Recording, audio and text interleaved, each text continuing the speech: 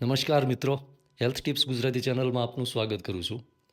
મિત્રો, આજનો ઉપચાર છે કે પેટમાં થતો ગેસનો ઈલાજ. ગેસનો એક સરસ મજાનો ઈલાજ છે, પણ ઈલાજની પહેલાં કહી દઉં કે પેટમાં ગેસ થવાના કારણો અને પેટમાં ગેસ થતો જે લોકોને, કેમ કે ઘણા લોકો એવા હોય કે નિયમિત ગેસની થોડી જ હજી ફરિયાદ રહેતી હોય, ભોજન લીધા પછી વધારે ગેસ થતો હોય, વાયુ વૃદ્ધિને કારણે, અથવા ઘણા લોકો એ પ્રકારનો ખોરાક ખાતા હોય કે જે ગેસ કરતો હોય, વારંવાર આવો ખોરાક ખાતા હોય, અઠવાડિયામાં 4 થી 5 વખત વધારે એવા સબ્જી શાકભાજી ખાતા હોય કે જે વાયુ વૃદ્ધિ કરતા હોય, તો પણ ગેસની સમસ્યા થતી હોય છે. અથવા અનિયમિત ભોજનને લીધે પણ ગેસ થતો હોય છે. એના ઘણા બધા કારણો છે. પણ ગેસ થાય એટલે પેટ ભારે થવા લાગે, ઘણી વખત પેટમાં દુખાવો થવા લાગે, ઘણા લોકોને ક્યાંય બેચેની ન પડે, કોઈકને માથાનો દુખાવો થવા લાગે, કેમ કે ગેસ જ્યારે વધારે બને ત્યારે શરીરમાં ગમે ત્યાં ગેસ છે એ પ્રસરે છે, અને શરીર ગમે ત્યાં દુખાવો પણ કરી શકે છે. માથામાં દુખે, છાતીમાં દુખે, હાથ પગ પણ ગેસને કારણે દુખી શકે છે. પણ મિત્રો, આ ગેસને પહેલાં તો આપણે એનો ખોરાક વિશે, કેવો ખોરાક છે એ ઓછો લેવો જોઈએ.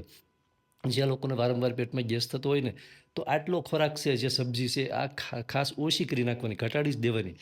જેની અંદર એક તો છે મિત્રો, વાલ, વટાણા, ચોળા, ચણા, પાપડી, ગુવાર, બટાકા, વાલોડ, ખમણ, ફરસાણ, બટાકા જેવા કંદમૂળ, તેમજ મગ સિવાયના જે કઠોળ છે, અથવા તો દાણાવાળા શાકભાજી છે, જે શરીરમાં વાયુ વૃદ્ધિ કરે અને વાયુ વૃદ્ધિને કારણે પેટમાં ગેસ જેવી સમસ્યા થતી હોય છે.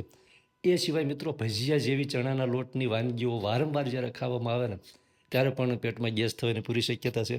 એટલે મિત્રો, ખોરાકમાં થોડી પરેજી રાખવાની છે. બ્રેડ જેવી વાનગી, તેમજ મેંદાવાળો ખોરાક અથવા જે ચટાકેદાર ખોરાક હોય કે જે પચવામાં વિલંબ થતો હોય, તો આવો ખોરાક પણ સાવ ઓછો અથવા નહીવત કરવો જોઈએ. કેમ કે બ્રેડ અથવા એવી ચટાકેદાર વાનગી જે લારીમાં હોય એ 6 માસે કે 2 મહિને એકવાર ખાતા હોય તો વાંધો નથી. ઘણા લોકોને એની ટેવ પડી ગઈ છે, અને એને લીધે ધીમે ધીમે પેટમાં ગેસની આજીવન સમસ્યા પણ પેટની અંદર ઘર કરી જતી હોય છે.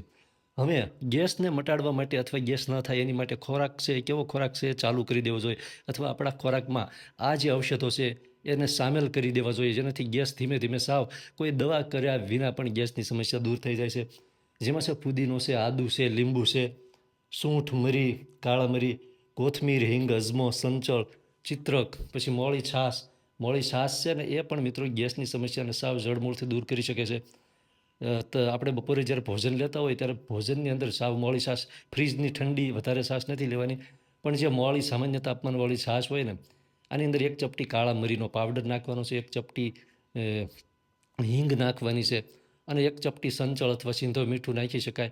આ 3 વસ્તુ નાખીને મોળી છાશનું ખાલી સેવન કરવામાં આવે ને, તો પણ પેટમાં રહેલી ગરબડ દૂર થાય છે, અને જે ગેસ વારંવાર બનતો હોય તો ધીમે ધીમે ગેસ દૂર થઈ જાય છે. એ સિવાય સૌથી મહત્ત્વનું છે કે ભોજન પછી તરત પાણી નથી પીવાનું. ઓછામાં ઓછા 40 થી 45 મિનિટ સુધી ભોજન પછી પાણી નહીં પીવાનું. ખોરાક લીધા પછી તરત એક ઘૂંટડો પાણી પીવાનું છે, પછી 45 મિનિટ પછી પાણી પીવાનું, જેટલી તરસ હોય એટલું. અને ભોજન પછી 5 થી 10 મિનિટ સુધી વજ્રાસનમાં અવશ્ય બેસવું, જે લોકોને વારંવાર ગેસની સમસ્યા રહેશે. તો આ પ્રકારના નિયમો છે, એનું પાલન કરવાથી ગેસ જડમૂળથી દૂર થઈ જાય છે ધીમે ધીમે. હવે એક પ્રયોગ છે કે જ્યારે પણ પેટમાં ગેસ થાય, આવું કંઈ ખાઈ લીધું હોય, માની લો વધારે પડતું ઠાંસીને જમ્યા હોય, તો પણ ગેસ ઘણી વખત થઈ શકે છે.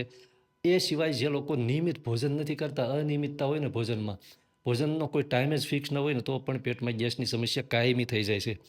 ગેસ જ્યારે થાય ને ત્યારે કંઈ નહીં કરવાનું. વધારે ગેસ થયો હોય ને પરેશાની થવા લાગી હોય, દુખાવો પેટમાં થતો હોય, માથામાં છાતીમાં દુખાવો વધી ગયો હોય ને, ત્યારે મિત્રો ગરમ પાણી લેવાનું છે, ગરમ પાણી કરવાનું છે.